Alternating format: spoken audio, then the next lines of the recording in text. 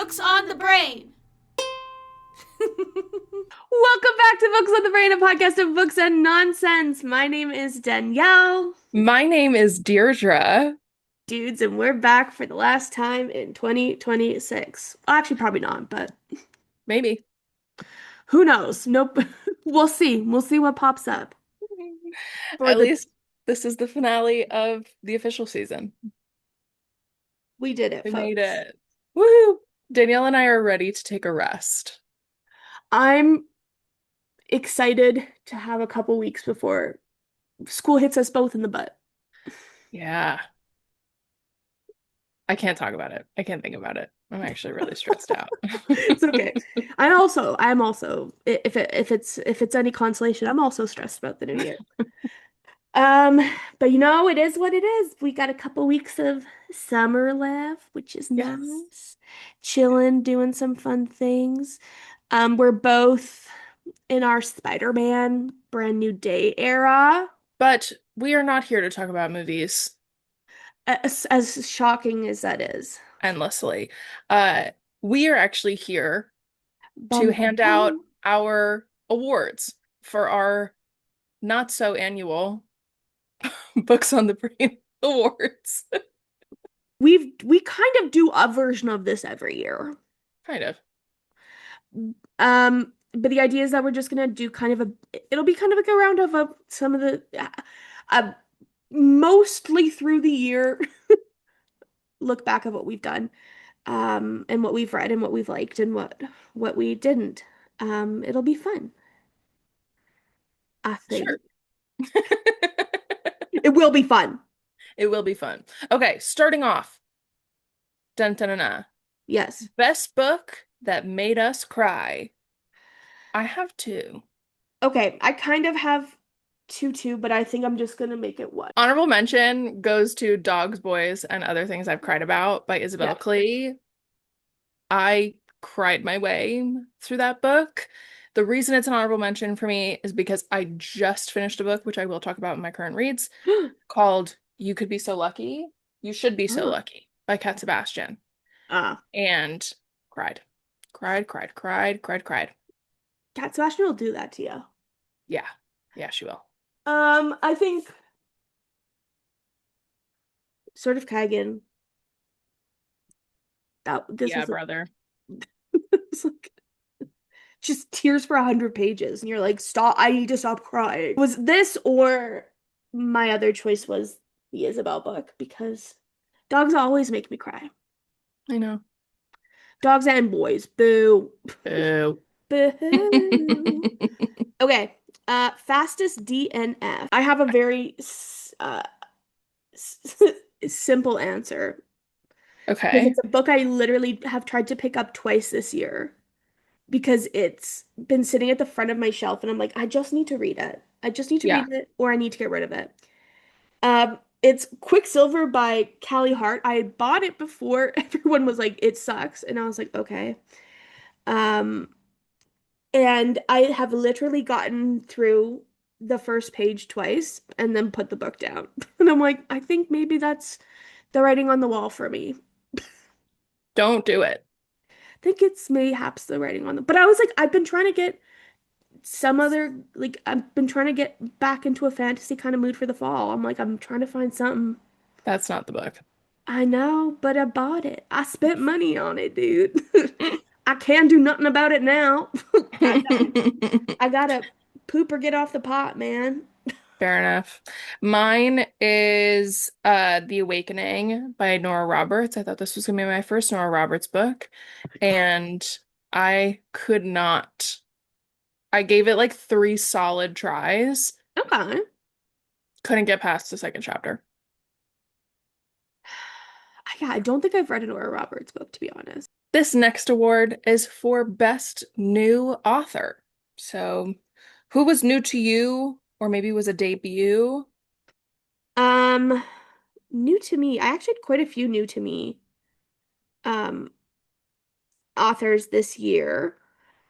I think debut.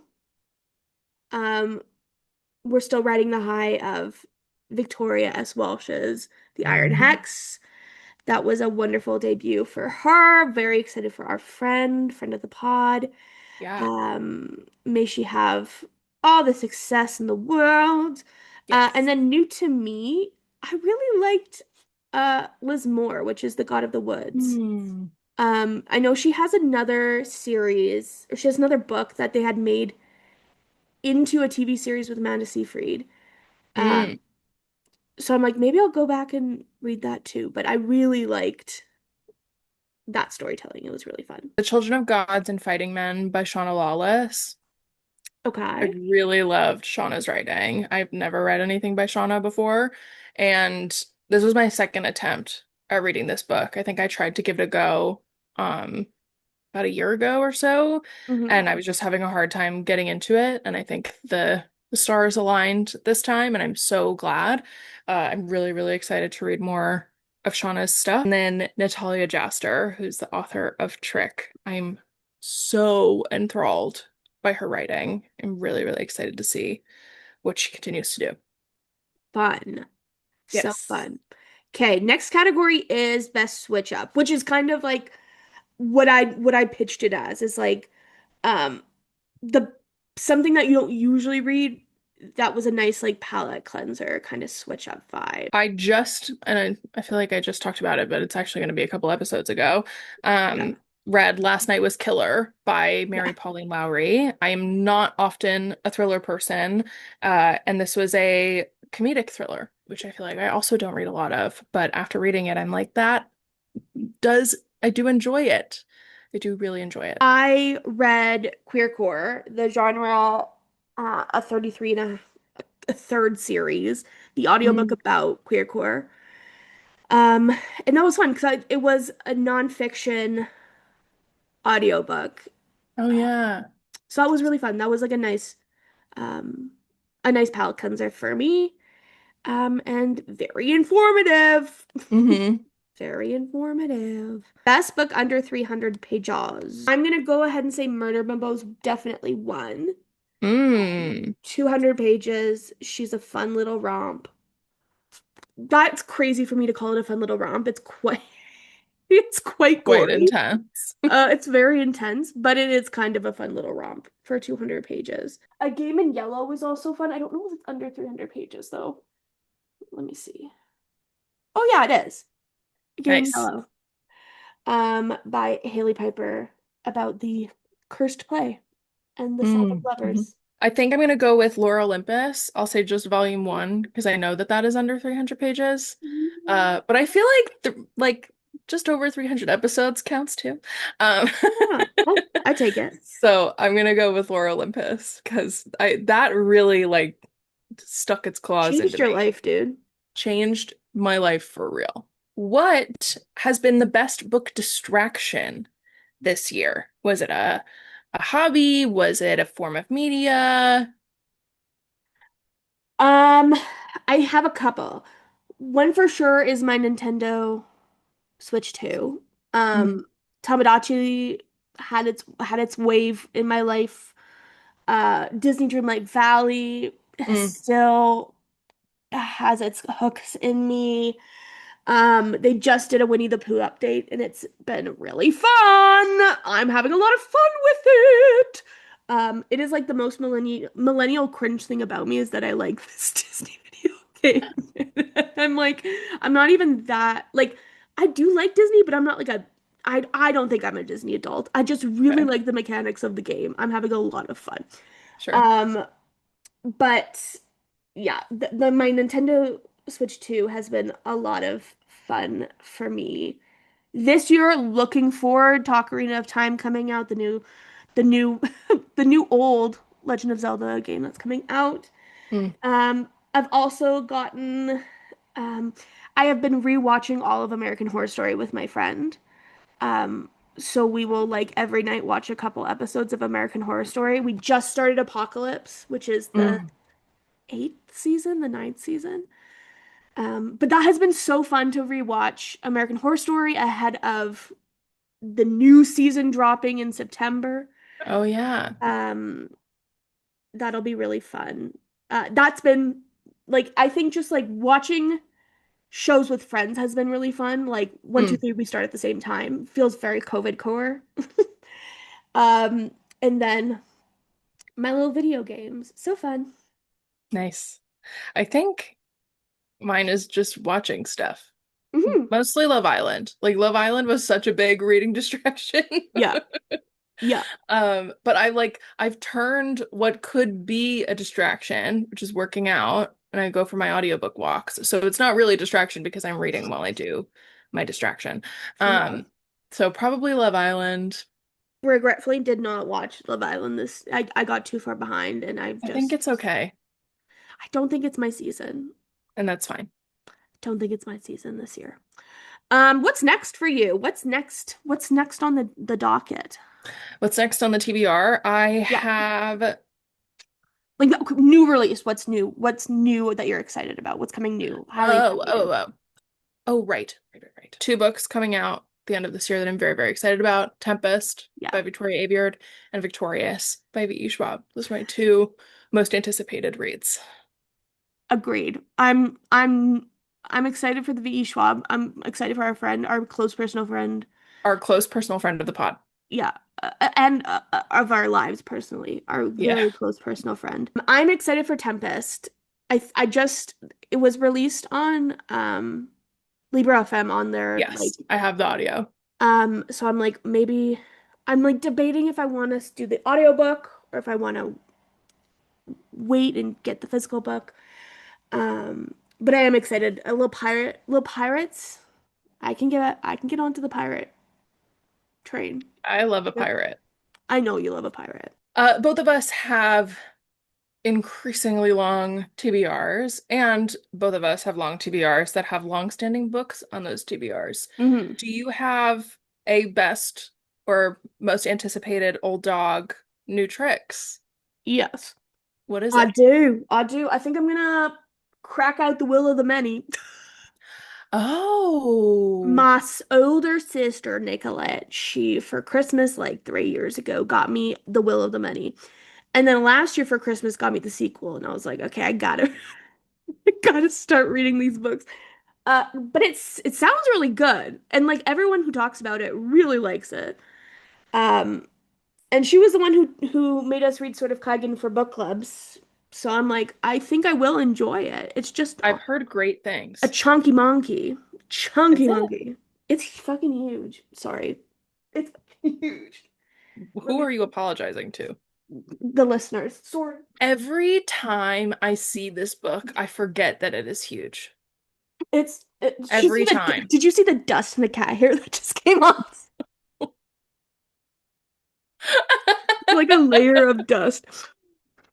Don't do that. That tells you Don't how. expose yourself like that. No, I will. Tell, but you know what's also crazy is it's like only like about 600 pages, but it feels ginormo. Is the text large? Text is very small. Oh, Text is very actually like really small. like painfully small. Um, I'm like now that I'm looking, I'm like, oh my God, I might have to actually Whoa. put on glasses to read that, which is crazy.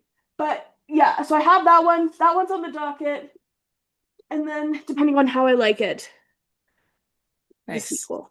Starts with you. Who am I? I barely recognize myself. Um, these two are on the docket for sure. I also would like to um I'd like to finish there is a sports romance series by Anna Huang who did all of the Twisted. Yes. And I think it's soccer. I have two of the books. I literally could read them. The book I need to make a decision on is Doctor Strange and Mr. It's not what it's called. Like the Marvel? Jonathan Strange. I do that every time. I was like, I didn't know Marvel had a It's like, that's not what it's called. Jonathan Strange and Mr. Norrell. I have to decide if I'm gonna DNF it or not. It is just sitting on my floor because it's so big. Um, I don't know if I've heard of this book. really? Yeah. This is the updated cover. Jesus. Put it It's away. so big. Speaking That of is dust, really big, actually. What the it's hell? huge. So What it's is it about? imaged. That's a great question. 1806. England is beleaguered by the long war with Napoleon, and centuries have passed since magicians faded from view. But scholars discover that one remains, the reclusive Mr. Norrell, whose displays of magic send a thrill through the country. Proceeding to London, he raises a woman from the dead and summons an army of ghostly ships to terrify the French. Yet, the cautious Mr. Norrell is challenged by the emergence of another magician. Young, handsome, and daring Jonathan Strange is his very antithesis. So begins a dangerous battle between these two great men, which overwhelms that between England and France. And soon their own secret dabblings with the dark arts are going to cause more trouble than they can imagine. It's one of those books that a lot of people talk about as like being one of the big pillars in fantasy. It's by Susanna Clarke, who wrote I Piranesi. was going to say, I was like, I know the author. Oh, I just feel like I've not seen anyone talk about this book. dust everywhere. Um, this Haha. this is This is the updated version. There's a foreword by Victoria Schwab. Um, Oh, and yeah, I've been trying to read it for like 2 years. I actually haven't had a book that I've been trying to read for so long. And I don't know what it is. I don't know if I'm like intimidated by the size. I don't yeah. know if I'm just not giving myself enough time. So I need to make a decision on this. Again, it's Mhm. just sitting on my floor. Yeah. Um, And then the other book that I'm actually really excited for, and I think will be coming up very soon, I do think I'm waiting until Fantasy Fall to pop into this because I have so many contemporaries left on my TBR, and if I time it right, I might exclusively have fantasy left for the end of the year, which might be great for That me. would be fun. Yeah. Uh, and it's Warrior of the Wind by Suyi Davis Okumboa. Um, Okay. it's the second book in the series. The first book, wait, no, shh, stop. Yeah, guys. Shush, Didn't mean, shush. No, I it's didn't mean okay. to open the I opened the audiobook and I was like, no, Oh, no, be quiet. spoilers! Spoilers! It's the Nameless Republic series. The first book is called Son of the Storm. And then the third book, which I think just came out Mm-hmm. or is about to come out, is Season of the Serpent. All So right. I really, really loved the first book. I have absolutely been putting off reading the sequel. So it is time because my TBR challenge demands it. I have 80 something books, I think, left on my physical TBR. It's a wonderful. It's amazing. So Show stopping. Best audiobook. You go off, Queen, because I listened to one audiobook this year and it was fine. I listened to Beholder by Ryan LaSala. What? Ryan's audiobooks always eat down. Okay. I loved Dead of Summer last year. Hmm. I really liked The Honeys. I just read Beholder, which is a horror YA, and the audio production is incredible. The narrator is fantastic. The changes that they make to the voice, the really fun like production elements that they add makes it such an immersive experience. And you know, I love an immersive audiobook. I cannot recommend it enough. It deserves every award on the planet. Give it an Oscar. It deserves it. Amazing. I love this. Love this rec. Incredible. And Friend of the then pod, I close personal friend, Ryan. close Love it. personal friend of the pod, Brian LaSala. I actually I just made a video of my July wrap up, and I gave like one line about each book. And what I said about Beholder was I called Ryan out, and I was like, "Thank you for writing a book that made this arachnophobe able to read it." I did see that. Yeah. There's a giant spider on the front. Ryan actually does watch a lot of my videos. Ryan commented on my video and was like, I have to tell you, I had a couple people email me and ask me to write an arachnophobia safe version. And I was like, hey, Maybe it's not for you then, Queen. it's not for you because you're asking him to rewrite the whole book. Yeah.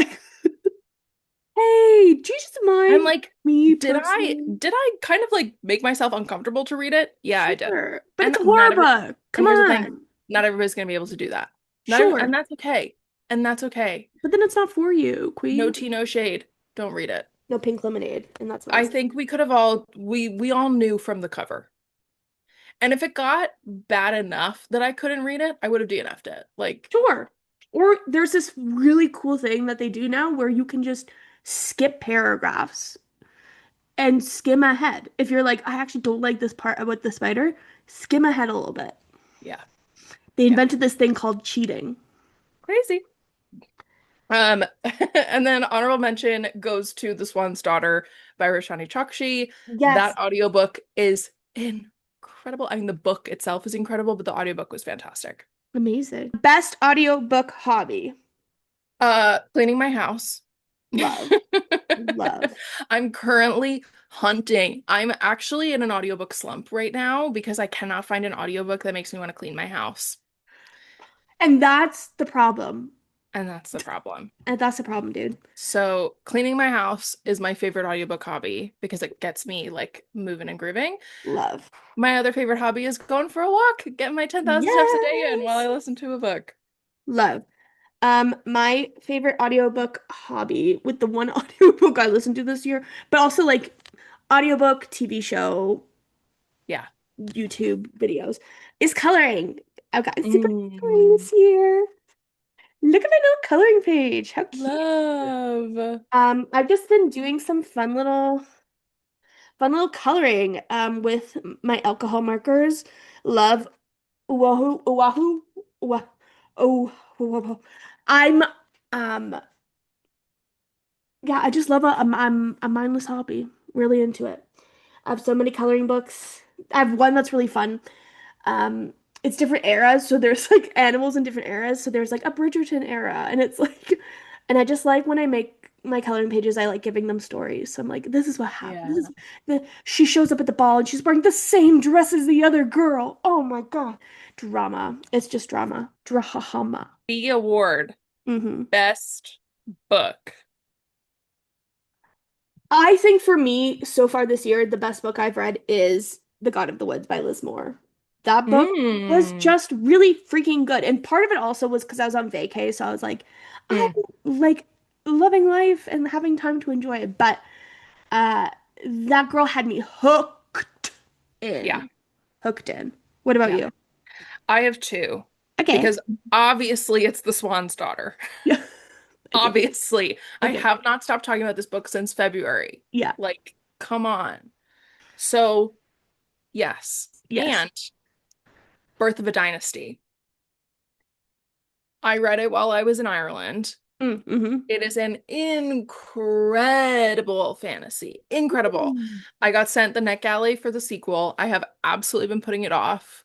I know that I was like, I need this before the book comes out. And then I was like, you know what? I need to prioritize my physical TBR challenge. So I am waiting until Fantasy Fall and I'm waiting until a little bit closer for release so that I can like feel like I can really scream about it and get people excited about it. It was just, it was so good. It was so Love. good. It's like truly great political intrigue. And it's like, it's dark and gory and like gritty. And I Love. was like, yeah, I'm in this. I'm in it. Last question before we get into our current reads. I think Last you mean last award. award. Yeah, sure. We lost the award plot about halfway through. I think. We really did. That's okay. Um, who's the dream guest on your podcast? I think it is probably Samantha Shannon. Yeah, that would be really good. Samantha, we would love to have you. I feel like I feel like she would love it too, also. I agree. I think she'd have a great combo with us. Samantha, I agree. So everybody, let's get get Samantha in the Shannon on board, comments. please. Get in I've the tried. comments. I've tried. I think dream guest for the podcast for me would be John Green. I would just love to talk to John Green about his books. And he's got that new one coming out too, Hollywood Mhm. Ending, it's Yeah. called. Um, which his okay, John Green, stop listening now. Controversially, his fiction are not my fave. Like they're fun and they're a huge part of my teenhood. His nonfiction hit so good. John Green, you can listen again. Please come on the podcast. I would love to have you. I think we'd have a great combo. Um, I'd also just like to talk to you about Diet Dr. Pepper. That's all. That's all.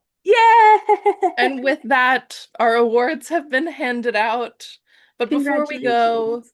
for the season, we should talk about our current reads. We should. We should. Um, I'm really excited to talk about mine. okay, go off, Queen. Go first. So I just finished You Should Be So Lucky by Cat Sebastian. I think Hmm. this came out last year.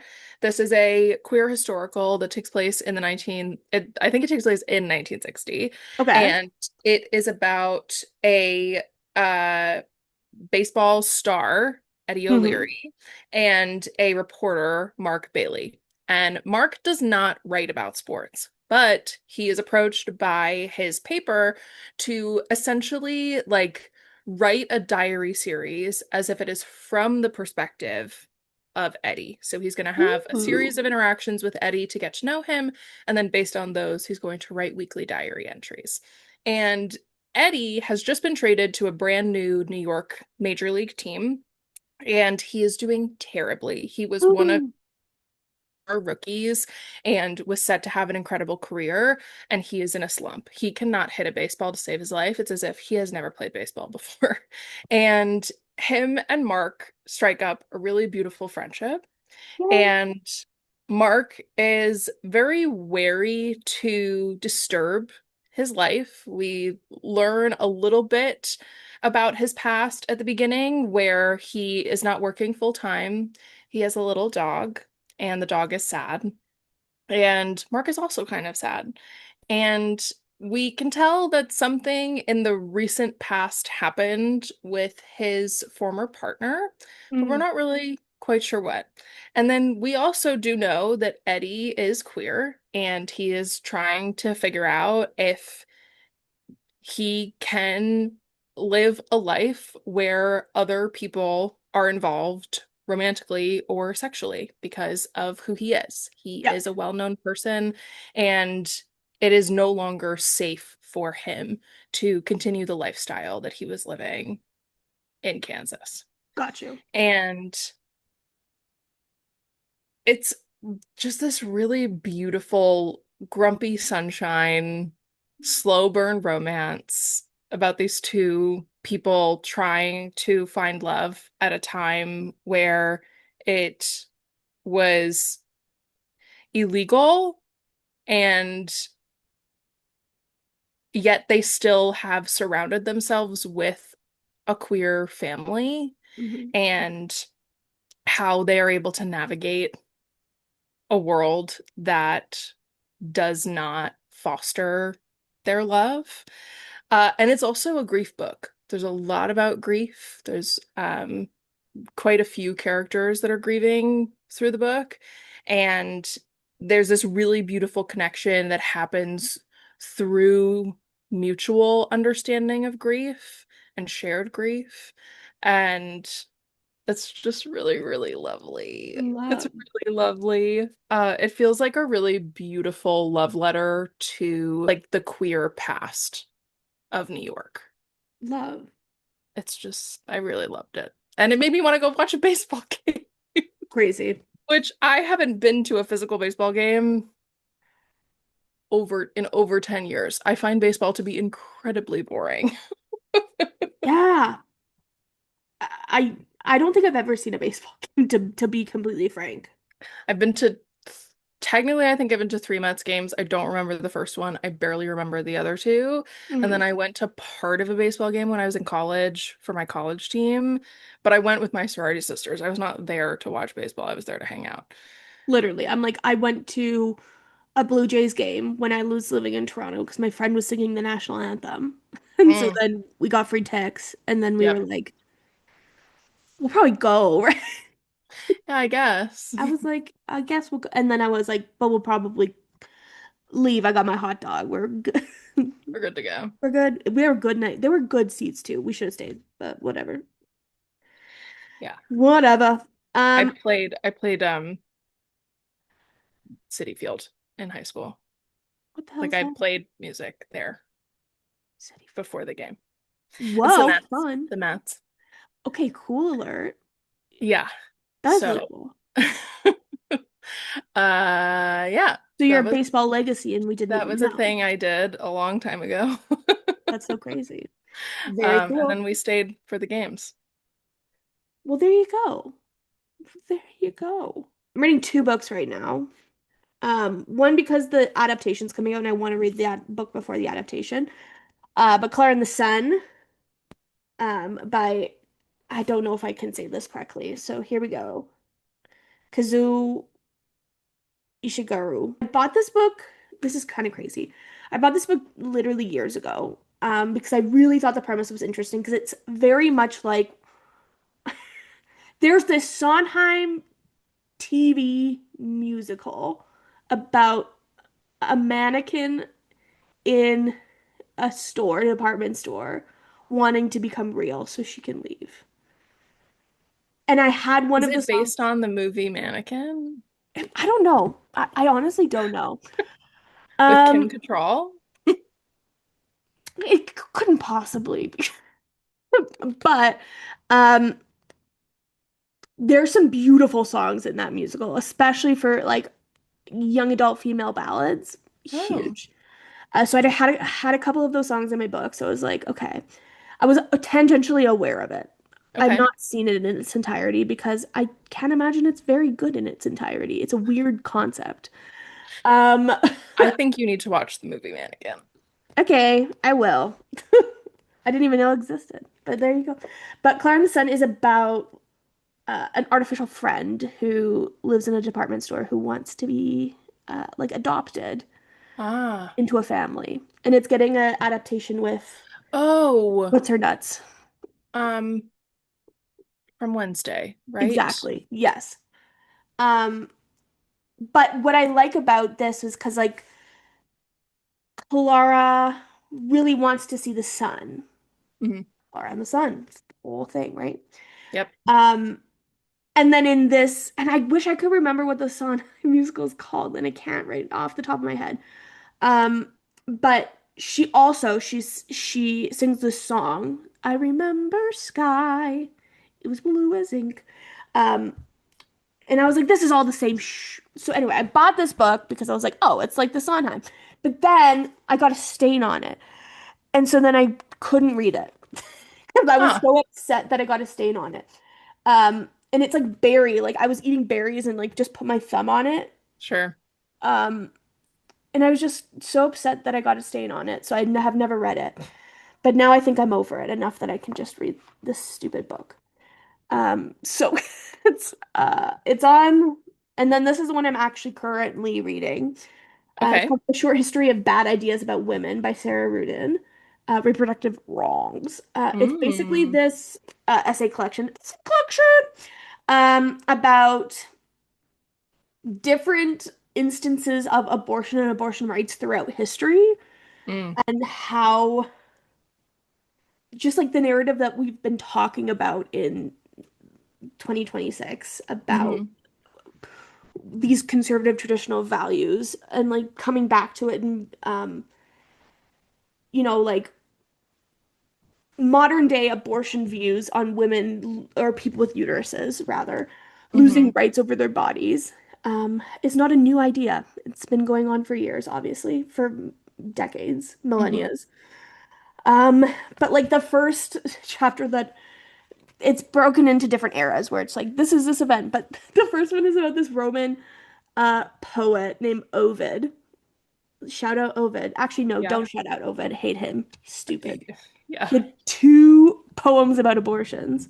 Ah. About one was directly addressed to his mistress, and then the second one was like, "Oh, I got popular off this first one. Let me really go into this like trad value."